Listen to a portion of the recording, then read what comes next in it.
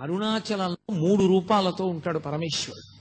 అక్కడ కొండ శివలింగము, అరుణాచలేశ్వర దేవాలయంలో ఉన్నటువంటి శివలింగము, అరుణాచల పర్వతం లోపలే ఉన్నటువంటి ఒక పెద్ద గుహ ఉన్నది అంటారు. ఇప్పటికీ అరుణాచల పర్వతం మధ్యలో ఉన్నది ఆ గుహ అంటారు. దానికే సొరంగ మార్గం ఉంది అని చెప్పేవారు రమణులు. అరుణాచల క్షేత్రంలో శివాలయాన్ని పునర్నిర్మాణం చేసినప్పుడు కుంభాభిషేక సమయంలో సొరంగం బయటపడింది. ఆ సొరంగం చిన్నగా అరుణాచల పర్వతం లోపల ఉన్న గుహ దగ్గరికి వెడుతుంది అంటారు. అక్కడ ఒక పెద్ద వటవృక్షం ఉంటుందని, ఆ మర్రి చెట్టు కింద దక్షిణామూర్తి స్వరూపంలో సిద్ధయోగ స్వరూపంతో పరమశివుడు ఇప్పటికీ కూర్చుని ఉంటాడని, సనక సనందనాది మహర్షులందరూ కూడా ఆయన్ని సేవిస్తుంటారని చెప్తారు. ఒకానొకప్పుడు భగవాన్ రమణులు అరుణాచల పర్వతం మీద నడిచి వెడుతుంటే విస్తరాకంత మర్రాకు ఒకటి వచ్చి గాలికి ఎడుకుంటూ ఎండు ఆకు ఆయన కాలికి తగిలింది. ఆయన మర్రాకు పైకెత్తి చూసి విస్తరాకంతుంది. ఈ అరుణాచల పర్వతం మధ్యలో ఉన్న గుహలో పరమశివుడు దక్షిణామూర్తిగా కూర్చున్నాడు. ఆ చెట్టు ఆకే ఎగిరొచ్చింది. నేను దర్శనం చేస్తానని బయలుదేరాడు. ఆయన కొంత దూరం వెళ్ళేసరికి ఆయన కాలు అనుకోకుండా అక్కడ ఉన్న ఒక పొదలో ఉన్న తేనె పట్టుకి తగిలింది. తేనె పట్టులో ఉన్న ఈగలన్నీ పైకి జుమ్మని లేచాయి.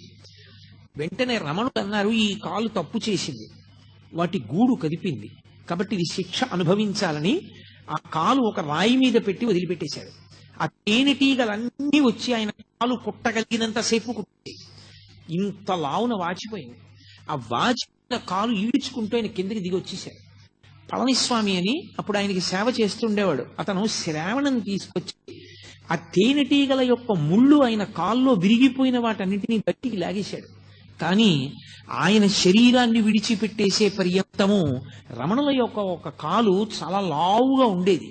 ఇప్పటికీ మీరు రమణాశ్రమానికి వెళ్ళి ఆయన యొక్క ఫొటోస్ చూస్తే ఒక కాలు లావుగా కనపడుతుంది. కారణం, ఆ దక్షిణామూర్తి దర్శనానికి ప్రయత్నం చేసినప్పుడు రమణ మహర్షి యొక్క ఒక కాలుని తేనెటీగలు కుట్టి, ఆ తర్వాత ఎవరిని వెళ్ళొద్దని చెప్పేవారు రమణ మహర్షి.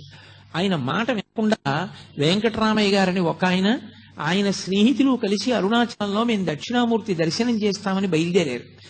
తీరా వాళ్ళు బయలుదేరి వెళ్ళిన తరువాత వాళ్ళు మార్గంలో చాలా చాలా కష్టాలు పడి వాళ్ళకి అసలు వెనక్కి తిరిగి వచ్చే మార్గం మర్చిపోయి ఉండిపోయారు. ఆ పైన ఉండిపోతే ఇక్కడ రమణుల యొక్క అనుగ్రహం వల్ల, కొండ కింద రమణులు చేసిన సంకల్పం వల్ల వాళ్ళు మళ్ళీ చీకటి పడిన తర్వాత కొండ దిగొచ్చారు. అప్పటి నుంచి ఎవ్వరూ ఆ సిద్ధయోగి దర్శనం చేసే ప్రయత్నం చెయ్యరు.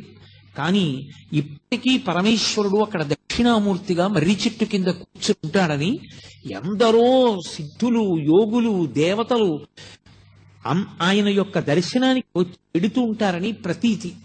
అలా అరుణాచల క్షేత్రం ముందు 3 రూపాలతో ఉంటాడు పరమశివుడు.